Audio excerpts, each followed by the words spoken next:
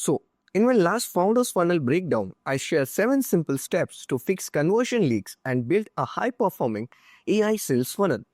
First, simplify your landing page headlines. Make it clear, outcome driven, and easy to understand in under 5 seconds. Second, fix your CTA placement, one clear action above the fold, and repeat it throughout the pages.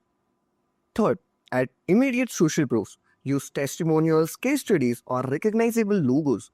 Fourth, use a lead magnet. Give something valuable. For example, a startup checklist, reports, free tools in exchange for an email.